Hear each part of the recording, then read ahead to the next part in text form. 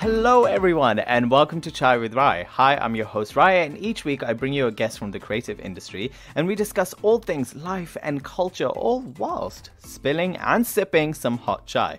Now, if you haven't done so, make sure to subscribe to the podcast so you never miss an episode. If you love this podcast and listening to this on Spotify, Apple Podcasts, Audible, or wherever you stream this podcast from, if you could do me a kind favor and make sure to rate the podcast at the end or just now and share it on your stories, your social, the TikToks, the Twitters, the Instagrams, the Pinterest. Share it on there. Share it on that WhatsApp group. That one's with your aunties, your families, your neighbors.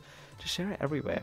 It organically grows the show and connects us with listeners who haven't tuned in before. And overall, as I always say, just shares the love. Now, today's clip comes from my chat with author and creative director Shweta Agarwal.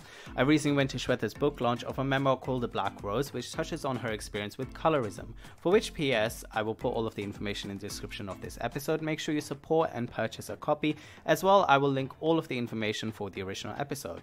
Now, I wanted to share this small clip on the effects of colorism within our communities and ask the question, why? So, without further ado, let's warm up our cuppas and let's dive into today's episode. Why do you think colorism exists, just generally, and especially in our community? Because we have literally the darkest of the dark and the fairest of the fairest. And I don't understand where this comes from. You know what? I wish I had the answer to that, because I'm asking the same question every single day. But because it angers me, you know, it's so difficult to talk about colorism all the time. And I have to admit, it's been very, very draining, because that's what my whole page is about, right? On Instagram and Facebook and the entire book.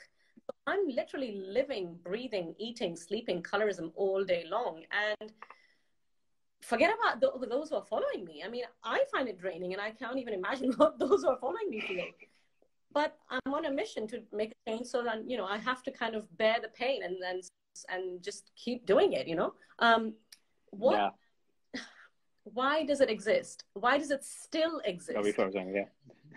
I think the biggest reason now, I feel, is, I have to say, the beauty industry. Because it started off with the caste system and the class system way before colonization, right? And then came colonization. And then after that, the amalgamation of the three things put together basically then left behind this notion that fair skin is associated with wealth and power. Yeah.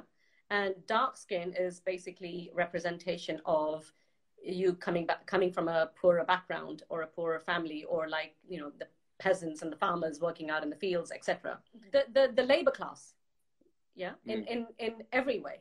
And so that then somehow got translated and shifted, the focus shifted from wealth and power to beauty. And then what I have a real problem with is it's not beauty for both men and women. It really, really, really then focused on beauty standards for females.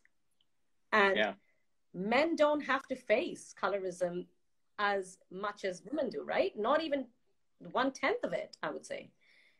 Tall, dark, and handsome is still very much accepted in the community. And ironically, it's these tall, dark, and handsome men who still demand fair wives. And the pressure because of that notion and that desire for men to want fairer wives has then yielded into women succumbing to colorism and then succumbing to fairness creams. And as we all know, with anything commercial, with any products, the way life works is supply and demand. The more people buy the cream, the more they'll sell the cream, and the bigger they'll get, and the more they'll sell in other countries, and so on and so forth. So it's not just India now. You get Fair and Lovely here. You get it on Amazon here. You were talking about Korean. You were talking about Korean beauty products as well. So Korea is huge with skin whitening products. So is Japan. Japan has this proverb, white skin covers 7 flaws. But having said that, that proverb is not just in terms of color. They believe that it covers 7 flaws in terms of like blemishes or pigmentation in your skin as well. So it's not just to do with color, but still, the thinking that if you're fairer, you're covering your flaws, I still don't understand. You know what I mean? And young girls are taught this from, girls are taught this from a very young age. And Korea absolutely is massive on skin whitening, even more so, I've heard, than Japan. It's shocking how prevalent it is in pretty much the entire non-white world, because even in the Middle East, it's huge.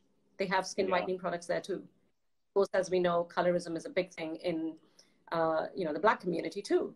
So it's not something that is just Indian or South Asian. And that is what I really have a problem with, that it's actually something so big that the world is not doing enough to address it.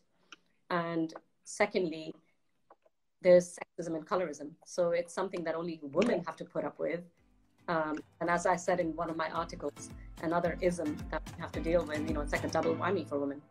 Well, everyone, I hope you enjoyed that, and that brings us to an end of this Wisdomist Cup of Chai episode. I will pop all of the information of the full interviews, the guest social, and all of that shazam in the descriptions of this episode. Make sure to comment, share, rate the podcast, and subscribe if you haven't done so already. Thank you again, and as I always say, breathe in, breathe out, I must go. Which means now I must go. I own that is copyrighted, and I will sue.